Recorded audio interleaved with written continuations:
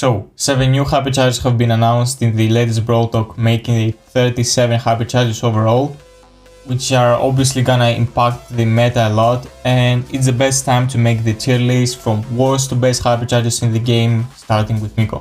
Miko has been sitting on the last place for a while now, but his Hypercharge is truly useless.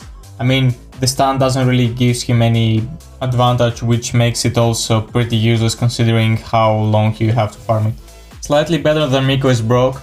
His Hypercharge is charging a bit quicker, that's the only reason I put him higher than Miko. Otherwise, both Hypercharges of these brawlers are kinda useless and you don't even need the super to use them properly. Sprout's Hypercharge on the other hand has only one advantage, and it's when you put his super twice or 3 times if you can on the highest. It deals pretty decent damage, but nobody really picks Sprout in highest, so the whole potential of the Hypercharge kinda goes into nowhere. Pearl, another brawler with a way below average Hypercharge, though she gets a very valuable speed boost while activating it, so I cannot put it really that down on the list, but still, it's pretty bad and it definitely needs a huge buff to be even considered any good. So, time for a controversial opinion now, because I'm gonna put Primo on place 33. The reason I'm doing it because sometimes when you hit somebody with the Hypercharge, he gets dragged into you, which is pretty uncomfortable while you try to hit them, and without the super the impact is oftentimes much better. Now, Jin's Hypercharge is really random, because I played probably the most with Jin since the last update, and the way your Hypercharge sometimes gets 2 people, sometimes 3 people, it's really random, but I cannot call it a bad Hypercharge even though you can grab someone by accident. I love it, but it's not really that good and you still need a ton of shots to farm it. While Shelly, which is our next Hypercharge, has a pretty stable one. You don't really get a lot of impact, but it's guaranteed, so I cannot put it that low. It's pretty difficult to farm when you're playing against counter, which is not the case for Tick, for example. But with Tick the problem is that oftentimes you get the head taken down pretty early on, so the zone covered isn't that valuable. Though in some situations it's extremely good, and we've seen what happened when mutations came to the game. Starting with the decent Hypercharges, we have Belle, who has a pretty good Hypercharge and it's actually pretty easy to charge, so you get it, I would say, 2 to 3 times per game if the game is long enough. On top of that, don't forget the speed boost, which altogether makes it a pretty decent Hypercharge overall. Finally, the first new Hypercharge, and it's gonna be Barley's. I don't see a very big difference between his normal attack and his Hypercharge, but the additional damage and the areas kinda seem bigger, so I have to put it kinda high. We'll see whether it's good one in a few days, but yeah, for now my opinion is that it's slightly better than Belle's. Another new Hypercharge on the list, this time is gonna be Angelo's. His Hypercharge is pretty stable, it's slightly better than his super, and you'll also have it even after you use his Hypercharge, so the duration is kinda OP, but the Hypercharge itself, it's not that strong, so I cannot put it really that high on the list. Time for one of the oldest Hypercharges, and to be more specific, Cold's Hypercharge is pretty decent. His increased area when he uses his super is really good, but it requires way too many shots to farm it, and the impact is not that big to farm the whole game 1 or 2 Hypercharges. What is worth farming though is Charlie's Hypercharge, which actually gives you 3 extra spiders. It's insanely good when enemies don't have splash damage. Also, the only thing I don't like about it is when you place your gadget above it and you basically reset the spiders from the Hypercharge. That's the only downside, otherwise it's extremely overpowered. Hypercharge, which used to be broken but now it's pretty average, is Maisie's. Back in the day you could get her super with just 3 shots instead of 4, which made it Hypercharge even more overpowered, but now unfortunately it's not that good and I can place her as high as place 23. What I can place higher though is Bull Hypercharge. It's pretty decent when you rush through people with the super and you're also Hypercharged. You get basically no damage and you have all your shots. Also the recharge is pretty quick, so I'll give credit to that. So yeah, definitely a strong Hypercharge, but not as strong as Spike's. Spike's Hypercharge is for many people worse, but it's really more guaranteed the impact that you'll have. The bigger zone is so good, and if you hit it properly you'll get 2 or 3 people even stuck. Also keep in mind the recharge is pretty quick for a brawler which is not close range. So yeah, place 21 and we move on. Rosa might be not the most popular brawler, but her Hypercharge, you must admit that it's low-key overpowered. You can even activate it twice per one usage, so it makes it really broken, and if you use it correctly you'll get a ton of impact and you'll definitely like how you can tank so many people with Rosa. Now for many people Cordelius should be higher, but listen me out. You don't really charge that quickly his Hypercharge, while it doesn't really provide that much value after you either kill or don't kill the person in the realm. So yeah, if you really think about it, it's not that good, and the fact that I placed it so high, it's only because of how strong he is in the realm. Time for one-trick brawlers, and this time have Colette. She's overpowered in one mode, which is highest, and outside highest she's overall not that good, but especially her Hypercharge has basically no potential whatsoever, which does not allow me to really place it higher than place 18. Time for the favorite brawler of the community, and we have Edgar, which is pretty decent, but unfortunately they nerfed him when they removed his Hypercharge, the recharge of the Hypercharge. Yeah, never mind. So he got much worse after one of the updates where his Hypercharge got nerfed. It's still pretty decent, but you have to know how to use it and not to waste it, because you'll just get it once or twice per battle.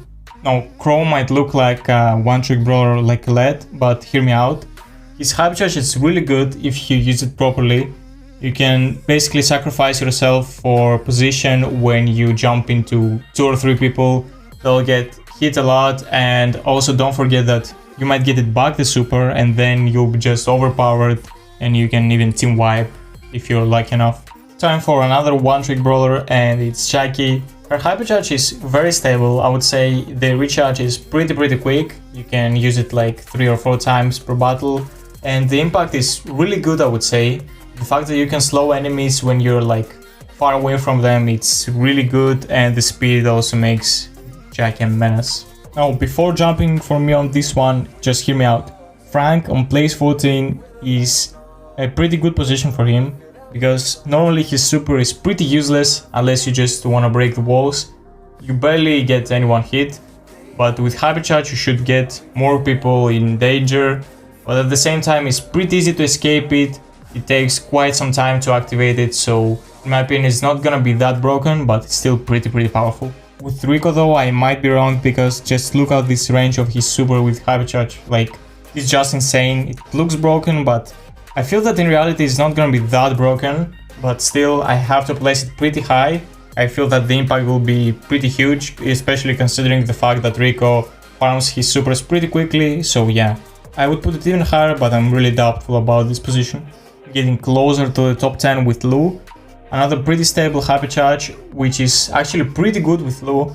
Lu gets it very quick, I would say. The recharge is just insane if you hit the enemies good enough. Without the Hypercharge, Lu would be much worse, so I cannot place it lower than that. One step to top 10 and I placed Gale here.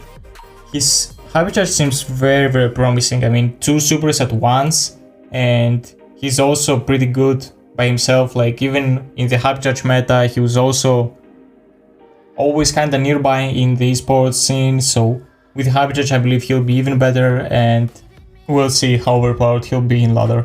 Who is already overpowered in ladder though is Max. Her Hypercharge is insanely good in terms of charging other super, otherwise it wouldn't be that high on the list, but oftentimes you need just about 10 or 20% for your super, and just on time Max gets her Hypercharge, which makes this combo insanely broken. Nida's Hypercharge, just insanely overpowered. I misplaced it by a lot of positions last time when I made the tier list, but now when I push Nida to 1500 I can confirm that this Hypercharge just made Nita back in meta, so yeah, definitely a top one, and without it Nita would be nowhere near the position she is right now. I placed Fang just slightly above Nita only because of his ability to go through walls. If you don't have something to counter Fang, it's basically impossible to stop his super with the Hypercharge, so in some situations it's just extremely broken, but in others it's just a good benefit to his super. Leon's Hypercharge, by many one of the best Hypercharges in the game. I do agree partially, but after playing with Leon for quite a while, I don't really see the whole power. I don't think that he's that broken. Also, you need quite some time to farm the Hypercharge, so I cannot place it higher than 7th. Time for my favorite Hypercharge, and it's Dyna's, just an extremely broken one, because even if you don't hit someone, you can still recharge it, because after the bomb explodes, you can still get some extra shots from it, and oftentimes it's enough to recharge it and to throw it again. And you can even throw like 2 supers per 1 activation, so even if you have it pretty rarely, it's still really broken if you use it correctly. Going to the top 5, we have Jesse, the turret, which has 10k HP. Just this thing basically revived Jesse from being a below average brawler to being extremely meta, and now even on ladder I think you face her more often than B, for example. And just this fact I think shows how powerful Jesse's Hypercharge truly is. The Hypercharge which I think most of people waited today to see, and it's Piper's Hypercharge. It just, I don't know how did Supercell even come up with such idea. It's just extremely broken. I mean, we're gonna test it just in a few days, but I believe it's just gonna break ladder with some insane plays from Piper. Also, you can break half the map just with one Hypercharge. I just can't wait to taste it. Time for the top 3 Hypercharges in the game, starting with Bibi. Only her speed by itself is just insane. Also, you get the Hypercharge just in 6 shots. Imagine, like, you basically need nothing just to get it. With Bibi you can farm up to like 5 or 6 Hypercharges per game, and Supercell definitely need to nerf the charge rate of her Hypercharge. On second place I have Spider-Man himself, Buzz. I mean, you can cross the whole map with one Hypercharge. Like, how broken is this? Like, if both teams died at the same time and Buzz has Hypercharge, is basically a guaranteed goal if Buzz knows how to play. And it's time for the top 1 for the day, which belongs to Sandy, the Sunstorm, which you can get in 2 supers, which has insane speed, and you're also invisible because of the Sunstorm itself. Just, I don't know, like, Sandy has to be nerfed soon because he gets banned basically every game in ranked, and it's impossible to even test him out unless you play ladder, so definitely a nerf coming soon. If you like such tier lists, make sure to support this video so I make more of them, and see you tomorrow.